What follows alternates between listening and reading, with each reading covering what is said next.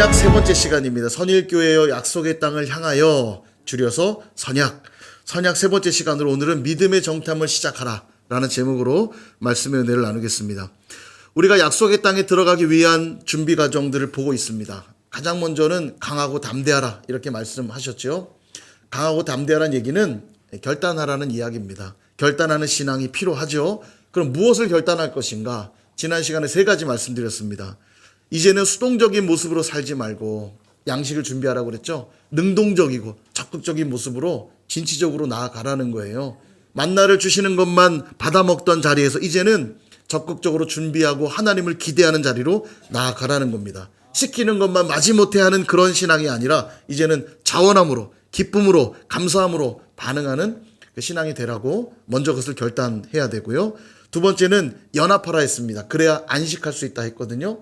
진정한 연합, 두 가지를 연합해야 되는데, 하나는 주님과의 연합, 하나님과 화평해야 하고, 하나님과 연합하고 화평하면 반드시 그 연합은 지체들과의 연합으로 이어집니다. 이게 십자가의 원리라고 그랬죠.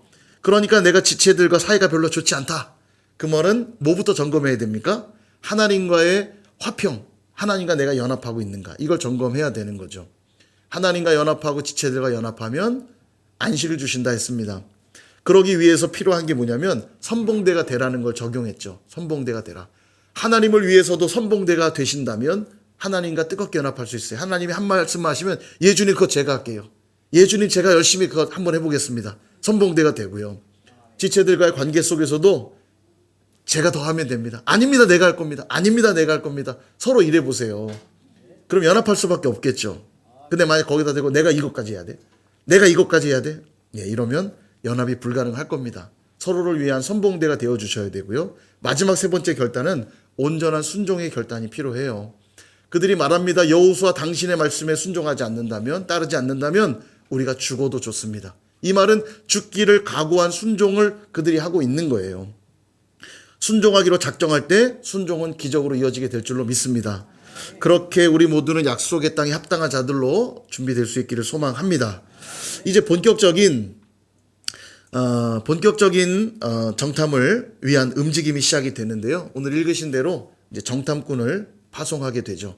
믿음의 정탐이 무엇인지 오늘 세 가지로 살펴보고 우리도 적용하도록 하겠습니다. 믿음의 정탐에는 세 가지가 중요합니다. 첫 번째는 믿음이 중요합니다. 믿음의 정탐이니까 믿음이 중요하겠죠.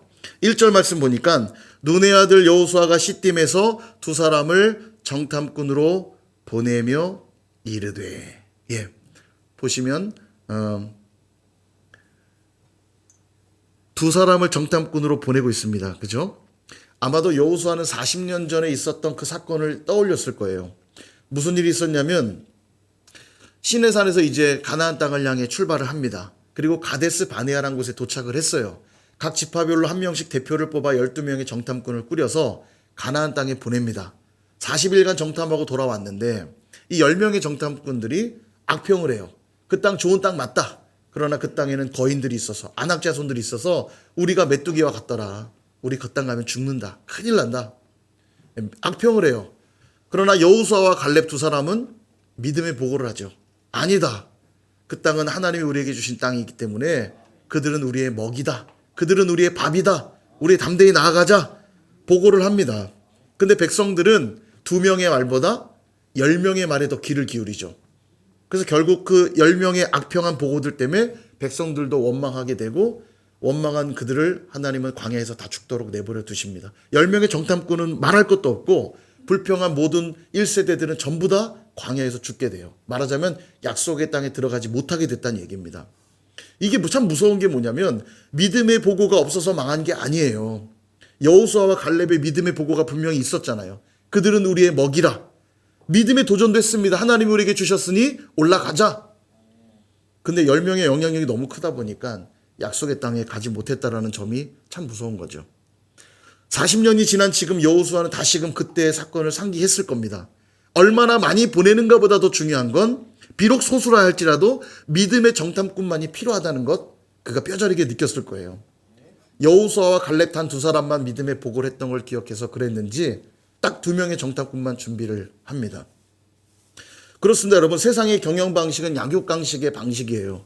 돈도 없는 것보다는 많은 게 좋다고 말하고요. 신분도 낮은 것보다는 기왕이면 높은 게 낫다고 말하고요. 권력도 없는 것보다는 있는 게 낫다고 말하고 힘도 없는 것보다는 있는 게 낫다고 여기는 게 세상입니다. 그러나 하나님의 나라는 그렇지 않다는 거예요. 하나님의 나라에 필요한 건 뭘까요? 믿음이에요. 믿음. 오직 믿음. 믿음만 있다면 약함에도 불구하고 도리어 그것이 강함이 되기도 하고요. 믿음만 있다면 낮은 자가 도리어 높아지는 기적을 체험하기도 하고요.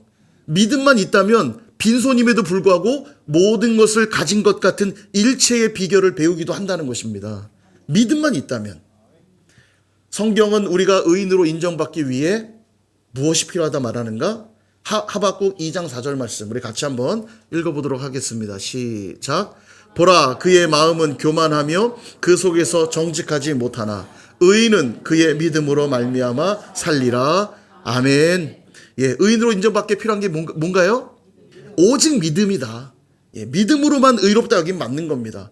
가나안을 정복하는 일도 동일해요. 얼마나 군사가 많은가, 얼마나 좋은 무기를 가졌는가, 얼마나 좋은 전술을 펼치는가 보다 중요한 게 있다면 하나님을 향한 믿음을 얼마나 분명하게 가졌는가. 왜냐하면 이 전쟁은 하나님께 속한 전쟁이기 때문입니다. 우리도 동일해요. 우리 공동체가 약속의 땅에 들어가기 위해 필요한 건 뭐냐? 다른 게 아닙니다. 오직 믿음이 필요해요. 표면적으로는 돈이 필요한 것처럼 보일 수 있습니다. 표면적으로는 힘이 있어야 될 것처럼 보일 수 있어요. 그러나 이것들은 전부 다 표면적인 것입니다. 실질적으로 우리에게 필요한 것, 또 하나님이 우리에게 요구하는 것은 뭐예요? 믿음이라는 거예요. 믿음. 그러므로 늘 믿음의 자리에서 시작하실 수 있기를 축원드립니다. 두 번째 중요한 것, 넘어진 자리가 중요합니다. 넘어진 자리. 이게 무슨 말인가? 우리 하나님은 회복하게 하시는 하나님이세요. 그래서 죄인들은 구원하시기를 기뻐하시고요. 죽은 자들은 살리기를 기뻐하시고요. 저주받아야 될 자들은 축복하기를 기뻐하시는 분이십니다.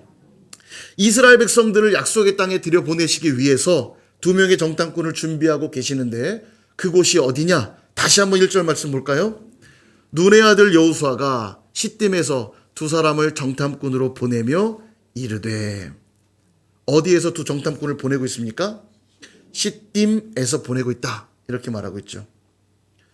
여러분, 이 시딤은 이스라엘 백성들에게 기억하고 싶지 않은 장소 중에 하나였을 겁니다. 어쩌면 금기어였을지도 몰라요. 시딤. 도대체 시딤에서 무슨 일이 있었는가? 이스라엘 백성들이 광야 40년 생활을 다 마치고 이제 약속의 땅에 거의 도착할 즈음입니다. 모압 땅을 지날 즈음인데 모압의 왕이었던 발락이 이스라엘 백성이 너무 두려웠어요. 그들에 대한 소문을 들었거든요. 와서 우리를 진멸하진 않을까 막 두려웠어요. 그래서 이들을 어떻게 할까 고민하다가 근동지방의 유명한 점술가였던 발람이라고 하는 자를 찾아가서 돈을 엄청 많이 주고 내 부탁 좀 들어줘라. 저 이스라엘 백성들을 저주 좀 해주면 안 되겠냐? 부탁해요. 근데 삭스를 좋아했던, 돈을 좋아했던 발람은 저주하러 옵니다. 그러나 하나님이 막으시잖아요. 저주하지 못하도록 막아요. 저주만 하려고 그러면 그 입에서 축복의 말들만 쏟아놓게 만듭니다. 그랬더니 발락이 서운하죠. 아니, 돈 그렇게 많이 받아가 놓고 왜 축복합니까 저들을? 내가 다시 한번 해보겠다. 저주를 하려고 그랬더니 또 축복의 말들이 쏟아져 나와요. 아무리 저주를 하려고 해도 안 돼요. 이쯤 되면 포기해야죠. 근데 발람은 포기하진 않습니다. 꾀를 하나 내요.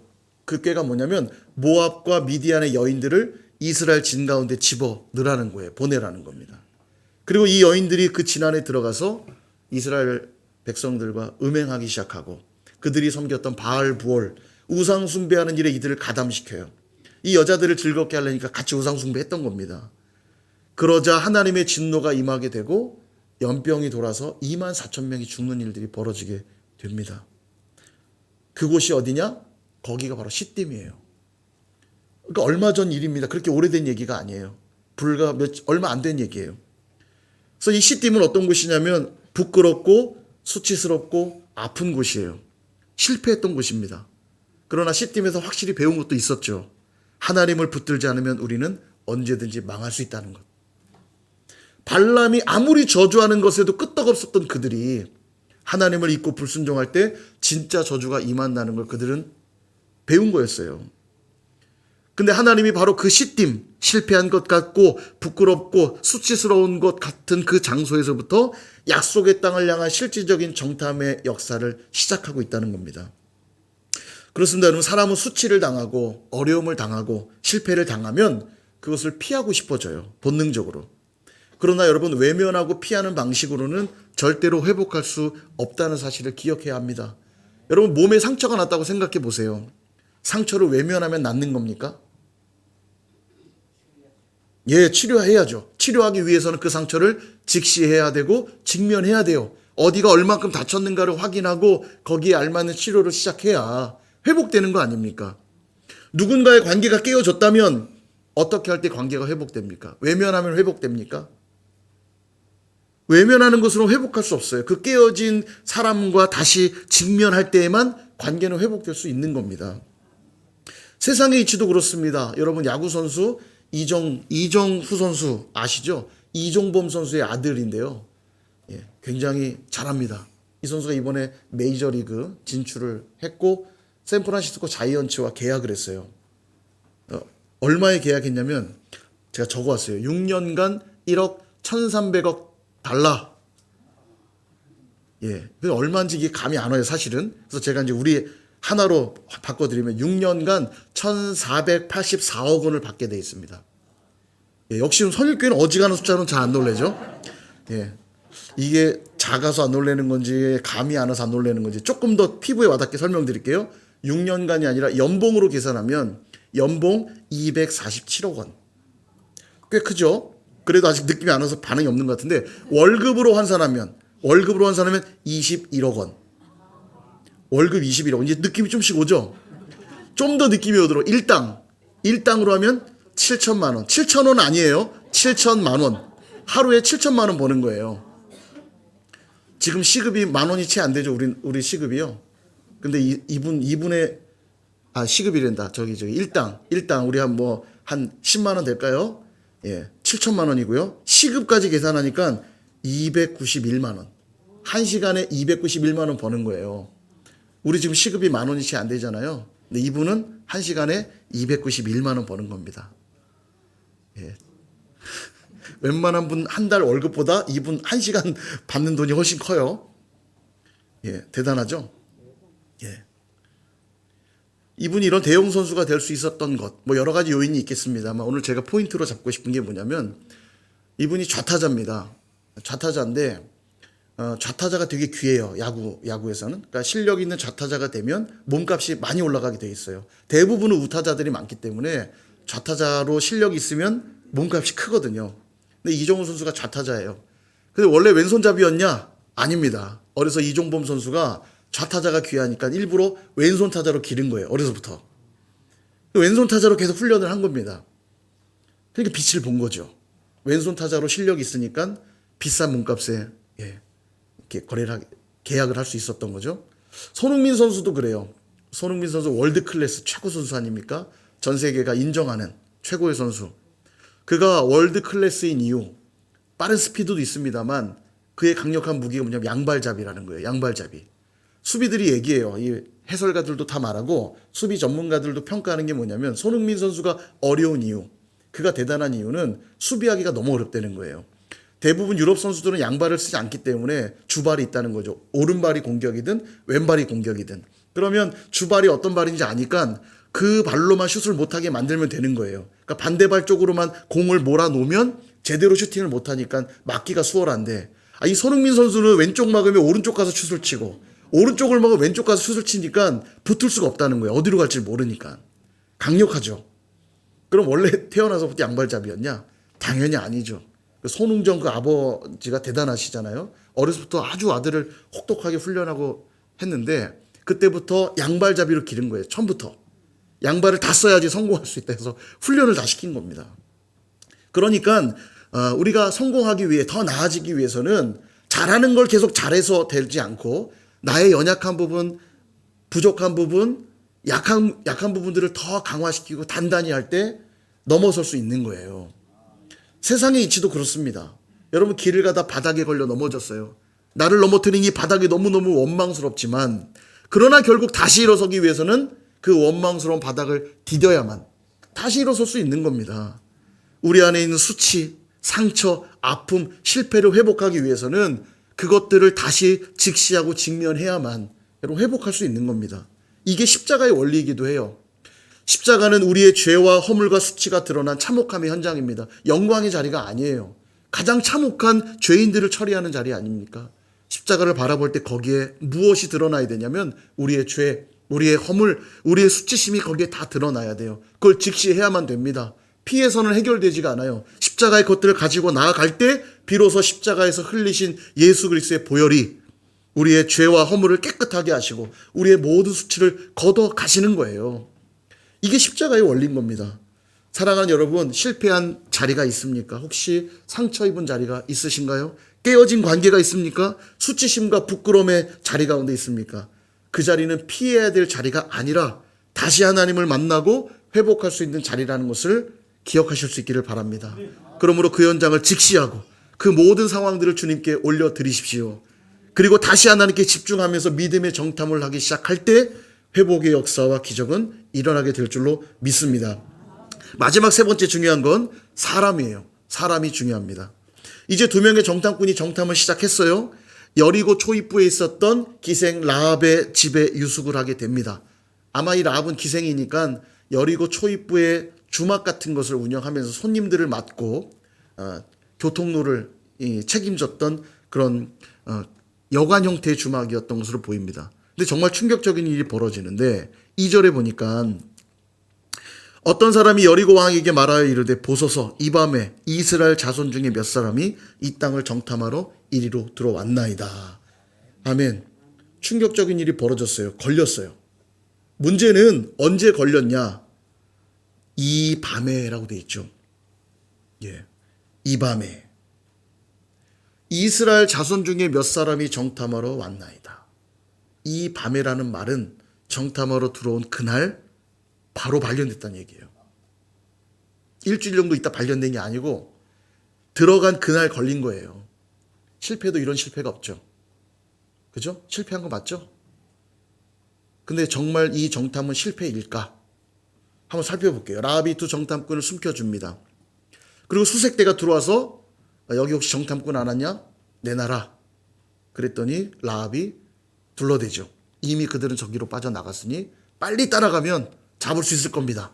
그래서 수색대가 나가요. 라합은 건너지 말아야 될 강을 이미 건너고 말았습니다. 왜냐하면 이게 발각되면 반역자 아닙니까? 여리고를 무너뜨리려고 정복하려고 들어온 정탐꾼들을 숨겨줬으니 반역죄예요. 목숨을 내놔야 될 상황입니다. 도대체 이 라합은 한 번도 본 적도 없는 이 정탐꾼들을 왜 숨겨줬을까요? 불쌍해서? 자기 목숨보다 더 불쌍합니까? 걸리면 나도 죽는데요. 한 번도 본 적도 없고 아는 사람도 아닌 정탐꾼들을 왜 숨겨줬냐는 거예요. 9절에 이렇게 말하죠. 9절, 10절, 11절에 보니까 말하되 여호와께서 이 땅을 너희에게 주신 줄을 내가 아노라. 하나님이 이 땅을 너희에게 주셨대요. 우리가 너희를 심히 두려워하고 이 땅 주민들이 너희 앞에 간담이 농나니 이는 너희가 애굽에서 나올 때에 여호와께서 너희 앞에서 홍해물을 마르게 하신 일과 너희가 요단 저쪽에 있는 아모리 사람의 두 왕 시혼과 옥에게 행한 일, 그들을 전멸시킨 일을 우리가 들었고 11절 우리가 듣자 마음이 녹았고 너희로 말미암아 사람이 정신을 잃었나니 너희의 하나님 여호와는 위로는 하늘에서도 아래로는 땅에서도 하나님이시니라. 아멘. 라합이 정탐꾼을 왜 숨겨줬죠? 그 고백을 들어보면 알죠. 하나님 때문에 숨겨준 거예요. 하나님에 대한 소문을 내가 들었고 라합 안에 믿음이 생겼어요. 이 믿음이 얼마나 분명했던지 이 정탐꾼을 살려서 보내는 게 하나님의 뜻이라 여긴 겁니다. 왜냐하면 이 땅을 하나님이 이스라엘 백성들에게 주신 걸 믿었으니까. 그리고 라합이 말해요. 12절. 그러므로 이제 청하노니 내가 너희를 선대하였은즉 너희도 내 아버지의 집을 선대하도록 여호와로 내게 맹세하고 내게 징표를 내라. 그렇게 말해요. 그러니까 정탐꾼을 보고 숨겨준 게 아니라 하나님을 보고 숨겨준 거예요. 그러니까 여호와의 이름으로 내게 징표를 달라. 그랬더니 정탐꾼들이 뭐라고 약속하냐면 14절. 그 사람들이 그에게 이르되 내가 우리의 이 일을 누설하지 아니하면 우리의 목숨으로 너희를 대신할 것이요 여호와께서 우리에게 이 땅을 주실 때에는 인자고 진실하게 너를 대우하리라. 아멘. 그래, 네 말대로 내가 여호와의 이름으로 너희들을 살려줄게. 이렇게 말하는 거죠. 자, 다시 묻겠습니다. 이번 정탐은 실패한 정탐입니까? 예, 세상의 눈으로 보면 정탐하기도 전에 걸렸으니 실패한 게 맞습니다만 그러나 하나님의 눈으로 보면 성공적인 정탐이었습니다. 왜냐하면 하나님의 눈에는 라합만 보였거든요. 이 여리고는 심판받을 땅이었습니다. 심판이 받아 마땅한 땅이었어요. 죄가 관영하였고 하나님이 이들을 완전히 무너뜨리려고 이스라엘 백성들을 들여보내시려고 하는 거예요. 여리고성 가나안 땅을 정복할 때 세 개성은 전리품도 취하지 말고 다 불태우도록 명령하거든요. 그 중에 하나가 여리고입니다. 전리품도 취하지 말라는 건 완전히 부정한 땅이기 때문에 그래요. 다 태워버리라고 얘기하거든요. 완전히 심판받아 마땅한 그 땅에 절대 죽으면 안 되는 한 사람이 있었어요. 누구죠? 라합이에요. 라합. 아까 뭐라고 했습니까? 오직 의인은 믿음으로 말미암아 살리라. 하나님이 이 라합은 지금 살려야 되는 거예요. 그의 믿음을 하나님은 분명히 보셨고, 그런 의미에서 두 정탐꾼은 누구 때문에 들어간 거예요? 정탐하러 간 게 아니라 라합을 살리러 들어간 거예요. 라합을 살리러. 그리고 정확하게 하나님은 그 일을 성취하셨고, 그런 의미에서 이 정탐은 성공이라는 거예요. 사랑하는 여러분, 하나님의 관심은 영혼에 있다는 걸 기억하셔야 됩니다. 그러니까 저와 여러분 구원하시려고 아들까지 내어주신 것 아닙니까? 이 정도면 우리를 향해 확실히 관심 있으신 거 아니에요? 늘 말씀드리지만 선일교회 성도님들 제게는 정말 귀한 분들이에요. 그래도 제 자식들을 내어드리는 걸 저는 못하겠어요. 저한테 요구하지 마세요. 제가 할 수 있는 일이 아니에요. 우리 하나님이 하신 일이 얼마나 대단한 건지, 하나님이 우리를 향해 베푸신 그 헤세드, 자비와 은혜와 사랑이 얼마나 놀라운 것인지 여러분 늘 깨달으셔야 돼요. 지금도 마찬가지입니다. 정탐꾼이 곧바로 발견된 것처럼 우리 삶에도 실패하는 것처럼 보이는 일들이 일어날 수 있어요. 사업에 실패하기도 하죠. 건강이 악화되기도 하죠. 대학 진학에 실패하고 취업이 어려우며 실연의 아픔을 겪는 일들이 일어나기도 합니다. 우리 선일교회 상황은 어떻습니까? 재정적 어려움이 있기도 하고, 또 과거에 적지 않은 성도들이 이런저런 이유들로 떠나는 일들도 있었습니다. 참 절망적이죠. 이때 사용해야 되는 것이 뭐냐? 믿음의 눈이에요. 믿음의 눈. 세상의 눈으로 보시면 안 돼요. 하나님이 나와 너와 우리를 살리기 위해서 그런 상황에 두실 때가 있다는 거예요. 마치 정탐꾼이 수색대에게 걸릴 위기에 처한 것처럼. 그러나 그 시간들을 만들었기 때문에 누구를 만나요? 라합을 만나고 라합의 믿음을 확인하는 계기가 되잖아요. 그러니까 라합과 그의 가족들이 살아날 수 있었던 겁니다. 사랑하는 여러분, 우리 하나님은 영혼을 살리기 위해서라면 무엇이라도 하실 수 있는 분이세요. 가장 귀한 아들을 내어주셨다는 것이 그 증거 아닙니까? 물불 가리시지 않겠다는 뜻이에요. 그러니 아들까지 내어주셨잖아요. 그렇다면 이제 우리의 관심도 영혼에 있어야 됩니다. 영혼에. 우리 앞에 황당하고 당황스러운 상황들이 발생한다면 우리는 믿음을 가지고 생각해야 돼요. 아, 하나님이 누군가를 살리기 원하시는구나. 하나님이 누군가를 돌아보기를 원하시는구나. 우리 주변에 있는 라합들을 찾아내야 된다고요.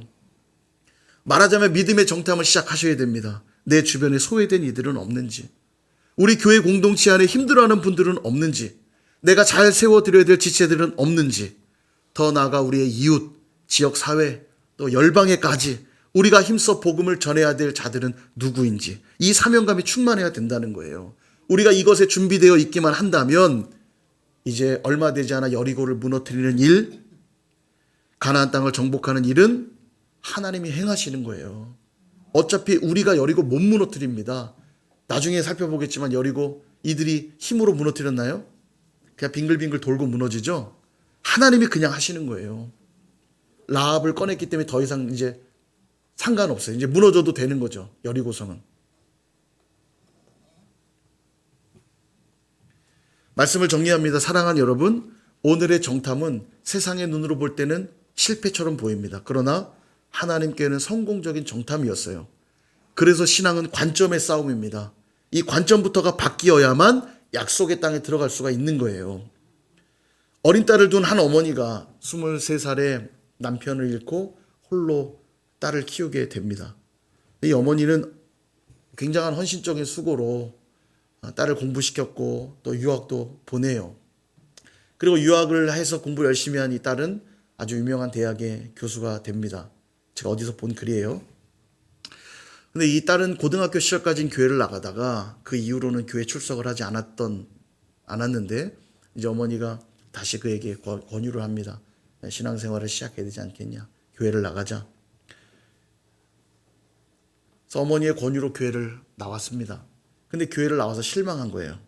나와서 보니까 여자들이 모여서 막 험담하고 있고 회의실에서는 막 싸우는 소리가 들려 나오고 심지어는 한 장로님은 와서 대학 교수인 자기에게 아들 입시 청탁을 했다는 겁니다. 너무너무 화가 난 이 딸은 엄마의 손을 꼭 잡고 우리 그냥 집으로 가자고. 이게 뭐냐고. 근데 한마디도 안 하고 계시던 어머니가 단호하게 말씀하시더라는 거예요. 나는 평생 교회 다니면서 예수님만 봤는데 너는 단 하루 교회 와서 참 많은 것들도 봤구나. 이 말에 딸의 마음이 무너졌다는 거예요. 어머니가 별 생각 없이 교회 다니는 줄 알았는데 어머니의 수준과 나의 수준은 하늘과 땅 차이였구나. 어머니가 우러러 보인 거죠. 여러분 그렇습니다. 우리 모두는 자기 수준만큼 보는 거예요. 내 수준만큼 보는 거예요. 내 관점대로 보는 거예요. 그래서 신앙은 관점의 싸움입니다. 그래서 이 관점이 열리지 않으면 절대로 약속의 땅에 들어갈 수가 없다는 거예요.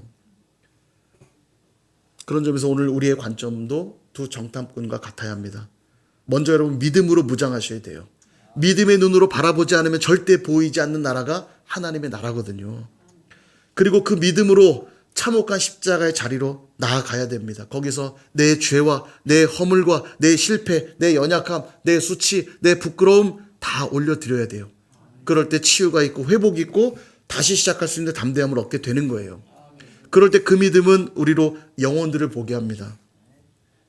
여러분 한국 사람들 하도 땅을 좋아하니까 약속의 땅 그러면 이 땅을 자꾸 소유하는 개념으로 축복을 이해하는 경향성들이 있어요. 더 많은 땅을 가져야지. 좋은 땅 가지. 강남 땅 가져야 되고. 그죠? 성경에서의 땅은 늘 하나님의 약속이고 축복이거든요. 그래서 여러분 소유의 개념으로 보지 말라고 제가 늘 말씀드리죠. 존재의 개념으로 보셔야 돼요. 존재의 개념. 다시 말해서 약속의 땅은 소유하는 게 아니라 그 땅에서 누구와 함께 살아가느냐가 중요하다는 거예요. 여러분 천국이 어딘지 한번 맞춰보십시오. 제가 질문해야겠습니다. 높은 산, 거친 들, 초막, 궁궐, 어디가 천국이죠? 예, 내 주 예수 모신 곳이 그 어디나 하늘나라. 높은 산이 중요한 게 아니라 거친 들이 중요한 게 아니라 초막이냐 궁궐이냐가 중요한 게 아니라 주님과 함께하는 그곳이 천국이라고 우리 맨날 찬양하면서 고백하잖아요. 약속의 땅의 개념은 얼마나 기름진 땅을 내가 갖느냐 소유하는 개념이 아니라 내가 하나님과 함께하고 있는가, 사랑하는 지체들과 함께하고 있는가, 이게 축복의 내용이라는 거예요.